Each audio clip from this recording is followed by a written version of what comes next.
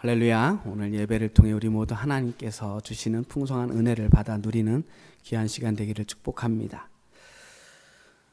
여러분, 요즘 사람들은 무엇에 열광하고 무엇에 열정적으로 반응할까요? 요즘 아직 월드컵 끝나지 않았죠?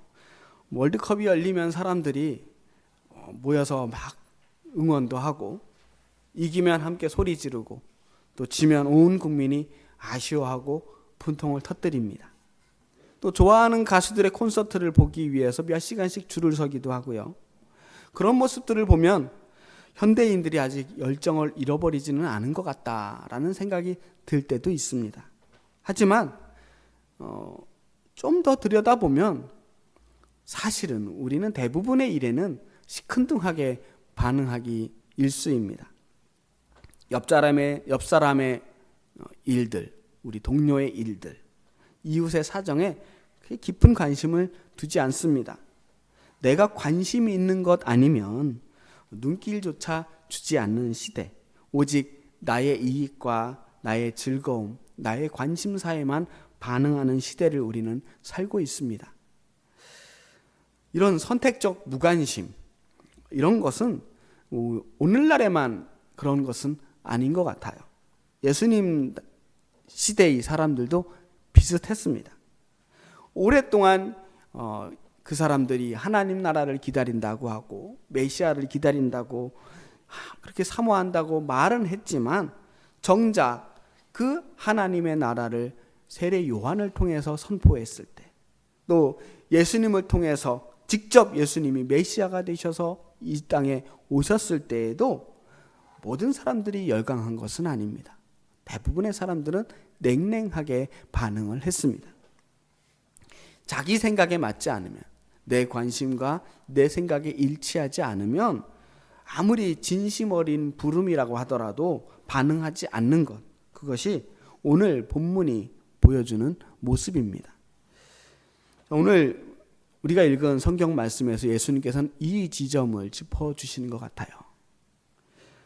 그리고 아주 뜻밖의 초대를 해주십니다. 그러한 상황 속에서 수고하고 무거운 짐진 자들아 다 내게로 오라.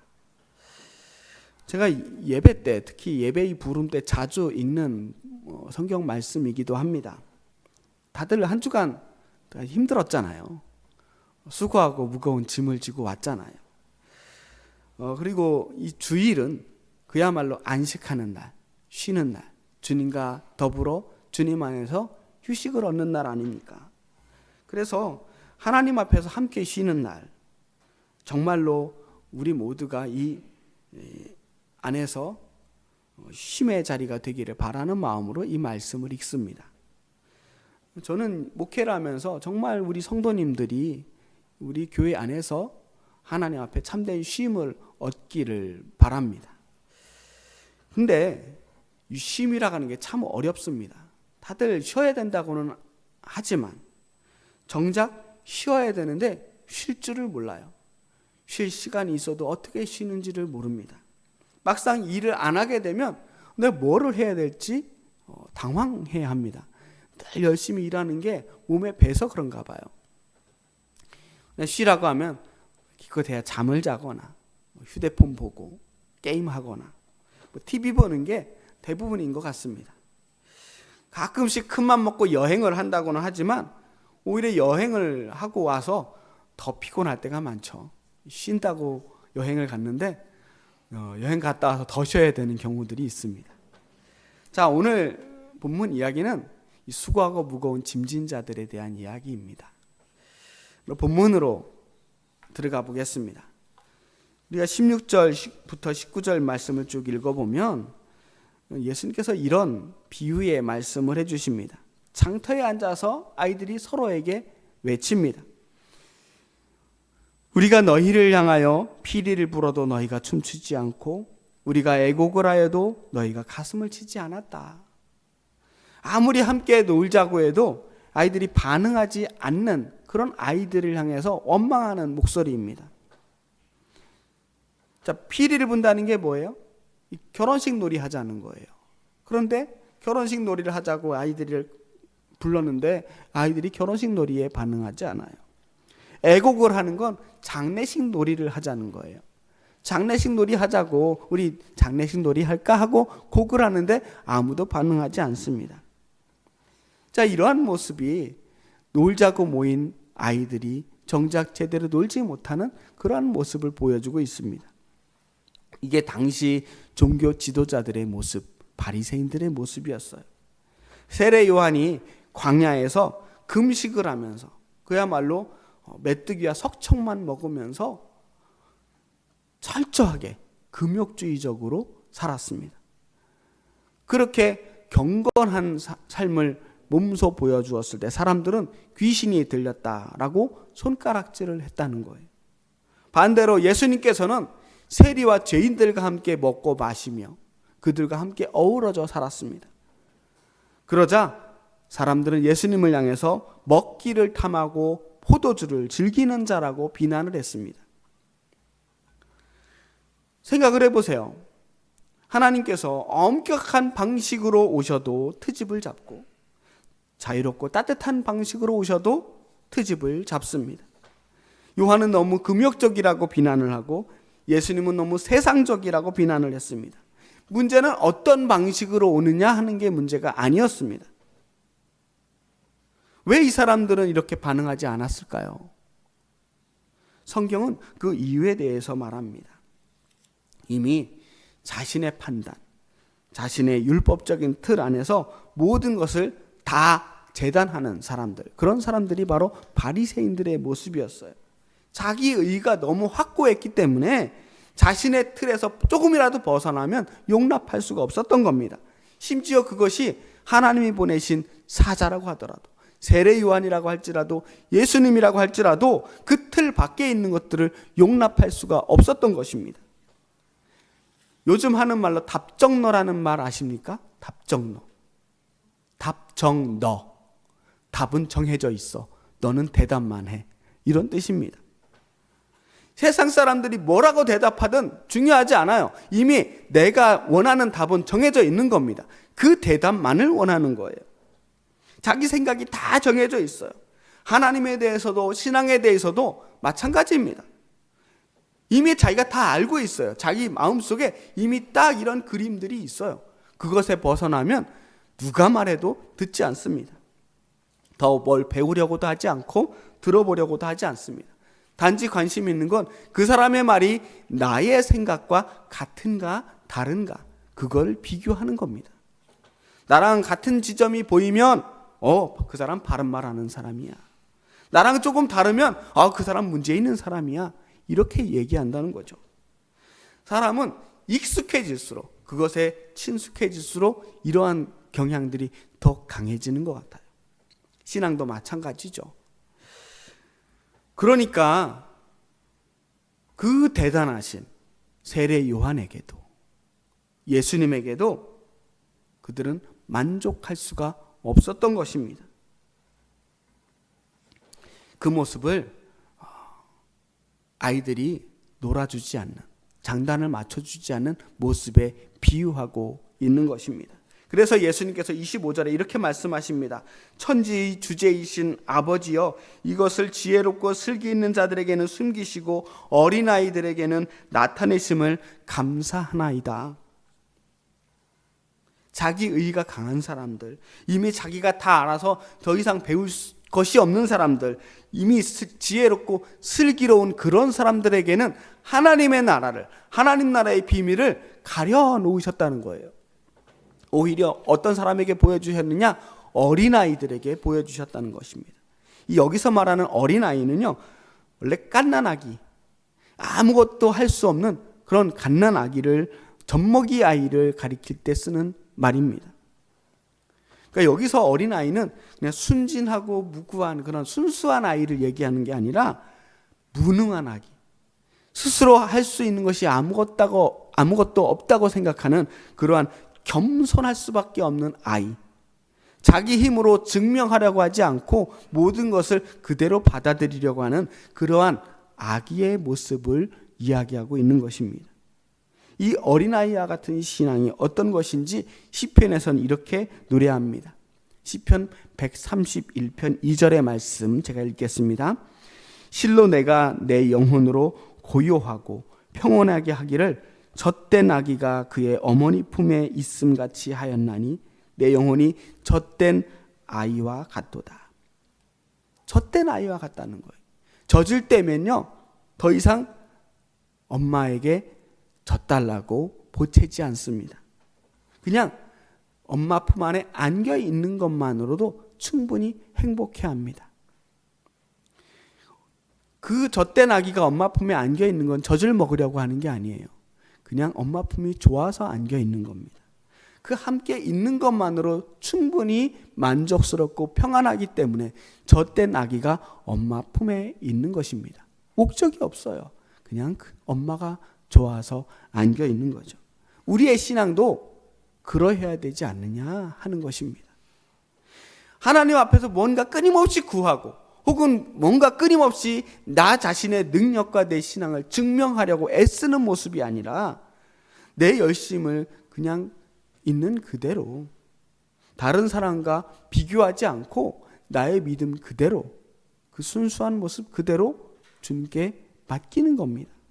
그냥 하나님 품에 안겨 있는 것으로 충분한 그러한 신앙, 그 신앙이 젖된 아기와 같은 신앙입니다. 그리고 오늘 본문의 이 핵심 구절을 말씀하십니다. 수고하고 무거운 짐진 자들아 다 내게로 오라. 내가 너희를 쉬게 하리라. 그리고 이렇게 말씀하십니다. 내 멍에를 메고 배우라. 나는 마음이 온유하고 겸손하니 너희 마음이 쉼을 얻으리라. 내 멍에는 쉽고 내 짐은 가벼움이라. 수고하고 무거운 짐을 진 그 짐이 뭐냐? 그 짐에 대해서 멍에라는 표현을 씁니다. 이 멍에라고 하는 말은 당시의 사람들에게는 익숙한 표현이었어요. 랍비나 이 바리새인들은 율법의 멍에라고 하는 말을 많이 썼습니다. 우리가 이 율법의 멍에를 지고 가야 된다. 우리가 감당해야 되는 율법이 있다. 이 율법을 제대로 지켜야 된다는 말 굉장히 강조했거든요. 얼마나 그 사람이 신앙이 좋은가 하는 것은 율법을 얼마나 철저하게 지키느냐 하는 것으로 달려 있었습니다. 그런데 예수님께서는 이 바리새인들을 향해 뭐라고 말씀하시냐면 무거운 짐을 사람들의 어깨에 지우기는 하는데 정작 자기는 그 짐을 지지 않으려고 한다라고 말합니다. 그 짐이 바로 수고하고 무거운 짐, 그 짐이라는 이야기예요. 지금 예수님께서는 분명하게 대비해서 말씀하고 계십니다. 사람이 지우는 그 신앙, 그 율법과 같은 신앙은 무겁다는 거예요. 그런 신앙은 우리가 예수님을 믿으면서도 행복하지가 않아요.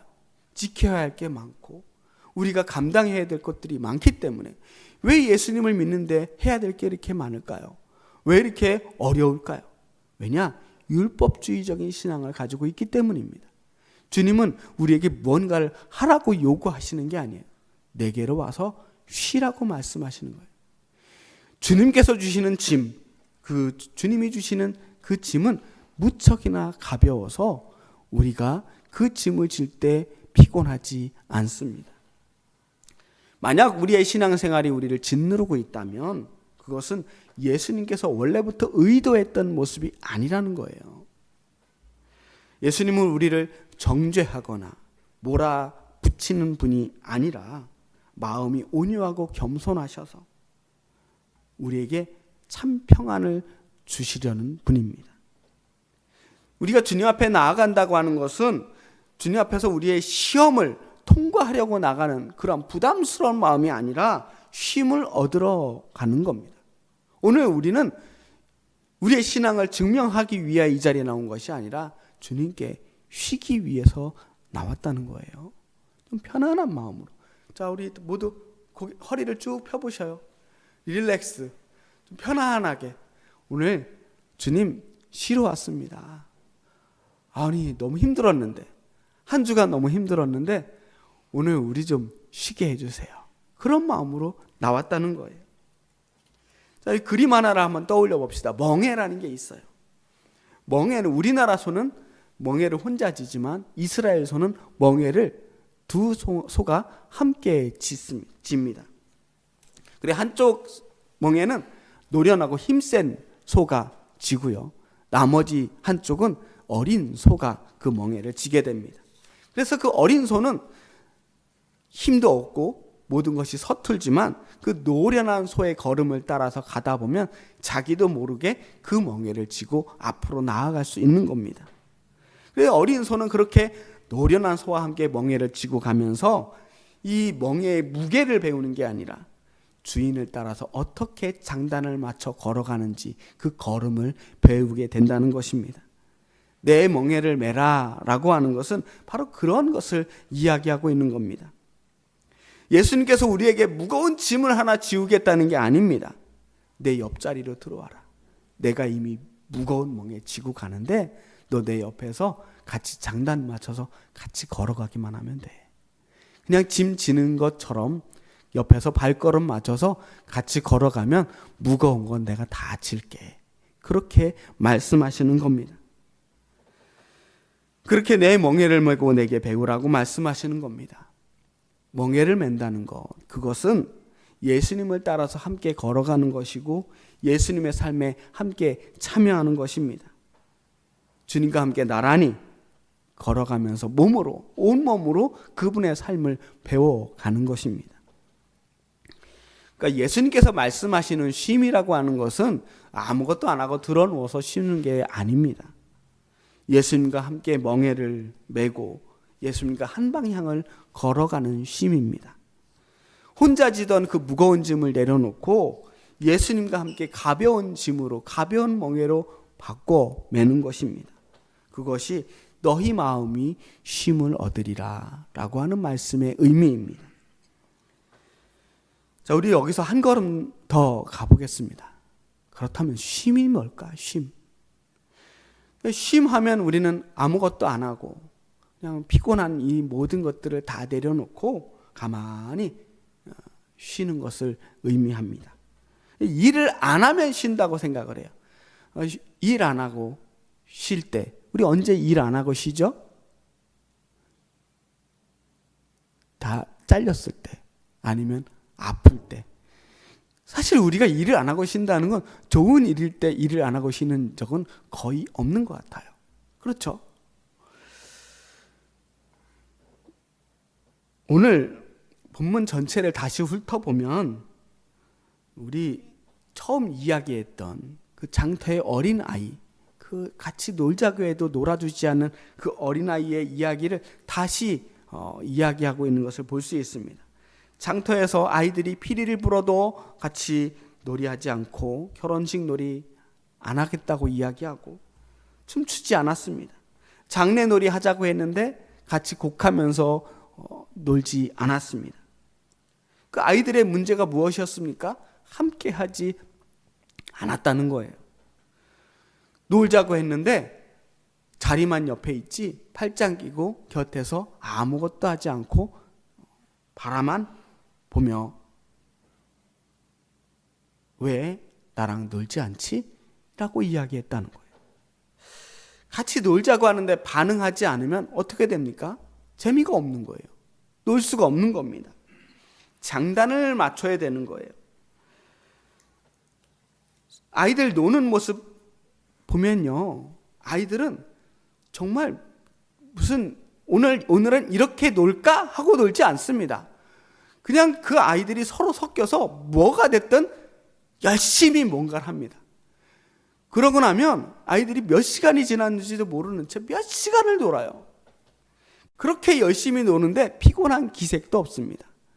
저 정도 놀았으면 힘들 법도 한데 전혀 지치지 않습니다. 오히려 눈이 반짝반짝해요. 몸이 열심히 바쁘게 움직이고 있지만 마음은 오히려 쉬는 겁니다. 그렇게 쉬어야 아이들이 잘 자라요. 왜냐? 그 아이들은 지금 그 놀이에 깊이 빠졌기 때문입니다. 이게 예수님이 원하시는 쉼의 모습이라고 생각합니다. 진짜 쉼은요, 바깥에서 아무것도 안 하고 팔짱 끼고 남들 일하는 거, 남들 하는 거 쳐다보는 게 쉬는 게 아니라 그 안으로 뛰어들어서 함께 즐거워하는 것입니다. 주님이 주시는 쉼은 예수님 바깥에 서서 그분을 평가하고 구경하는 것이 아니라 주님과 더불어 함께 하는 것입니다. 주님과 함께 그 삶으로 뛰어들어가는 것입니다. 주님께서는 오늘도 우리를 향해 피리를 불고 계셔요. 기뻐할 일이 있을 때 함께 기뻐하자고 그렇게 피리를 불고 계십니다. 또 곡을 하자고 부르십니다. 슬퍼할 일이 있을 때 함께 슬퍼하자고. 그게 하나님 나라의 천국 잔치입니다. 로마서에 이런 말씀이 있죠. 즐거워하는 자들과 함께 즐거워하고 우는 자들과 함께 울라.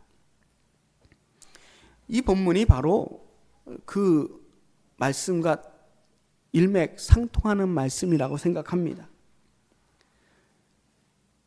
울 때 울고 웃을 때 웃어야죠. 주님 앞에서는 체면 차릴 것도 없고 감정을 억누를 것도 없고 오직 기쁠 때 함께 기뻐하고 슬퍼할 때 함께 슬퍼하면서 주님 앞에 그 모든 감정을 내어 맡기는 것입니다. 그것이 참된 쉼입니다. 대표적으로 주님과 함께 울고 웃는 시간이 있죠. 바로 예배 시간입니다. 예배 시간. 예배를 우리는 천국잔치라고 부릅니다. 주님의 날이에요. 그래서 주님과 함께 울고 웃으면서 하나님의 나라를 경험하는 자리입니다. 그러니까 이 시간은 주님과 함께 장단 맞추는 시간이에요. 혼자 지고 왔던 그 무거운 짐을 다 내려놓고 예수님과 함께 매는 그 가벼운 멍에로 바꿔지고 돌아가는 시간입니다. 오늘 우리는 그 무거운 짐들을 여기 다 놓고 가야 돼요. 그리고 돌아갈 때는 예수님과 함께 그 멍에를 지고 돌아가면 우리에게 진정한 쉼이 찾아오게 되는 것입니다. 그것이 주일마다 우리에게 베풀어 주시는 하나님의 은혜입니다. 그 자유로움, 울고 싶을 때 울고 웃고 싶을 때 웃는 그 자유로움이 하나님이 주시는 우리에게 주시는 선물 같은 거라고 저는 생각합니다. 주님 앞에서는 우리가 잘 보이려고 멋있게 보이려고 애쓸 필요가 없습니다. 그래서 있는 그대로 나아가 그 잔치에 함께 동참하면 됩니다. 오늘 이 시간 혹시 마음 한구석에 쥐고 온 무거운 짐이 있는 분들 계십니까? 그것이 삶의 무게일 수도 있고요. 어쩌면 더 신실해야 되겠다라고 하는 어떤 신앙의 무게일 수도 있고 또 여러 가지 남들에게는 이야기할 수 없는 개인적인 고민이나 걱정거리일 수도 있을 겁니다. 오늘 본문은 분명하게 우리에게 이야기합니다. 하나님께서는 우리를 쉬게 하시는 분입니다. 스스로 증명하기를 기다리는 심판자도 아니고 우리의 삶을 조목조목 따져가면서 왜 그렇게 샀냐고 따져 물으시는 분도 아니 오직 우리를 품에 안아주시는 참된 쉼을 주시는 어머니의 품 같은 주님이십니다. 주님은 우리를 구경꾼으로 부르신 것이 아니라 잔치의 주인공으로 또 함께 멍에를 맬 동행자로 부르셨습니다. 주님의 멍에는 쉽고 가볍습니다. 그리고 주님의 멍에는 혼자 지는 짐이 아니라 주님이 먼저 메고 계신 짐입니다. 주님이 먼저 십자가를 지고 계셨어요. 우리는 그 옆에 서 있기만 하면 됩니다. 이번 한 주도 혼자 버티려고 하지 마시고 주님과 나란히 걸으시기 바랍니다. 그 길이 주님께서 약속하신 쉼의 길입니다. 주님께서는 우리에게 짐이 없는 삶을 약속하신 것이 아니라 혼자 짐지지 않는 삶을 약속해 주셨습니다. 오늘 이 자리에서 우리 모두 우리의 모든 무거운 짐을 내려놓고 어린아이처럼 가볍게 그리고 기쁘게 주님과 동행하는 삶을 시작하시기를 주님의 이름으로 간절히 축복합니다. 기도하겠습니다. 수고하고 무거운 짐진 자들아 다 내게로 오라. 내가 너희를 쉬게 하리라 약속하신 주님의 말씀을 붙들고 오늘 이 자리에 우리의 모든 짐을 내려놓습니다. 주님의 멍에를 함께 지고 가겠습니다. 우리에게 참된 쉼을 주시옵소서. 예수 그리스도의 이름으로 기도합니다. 아멘.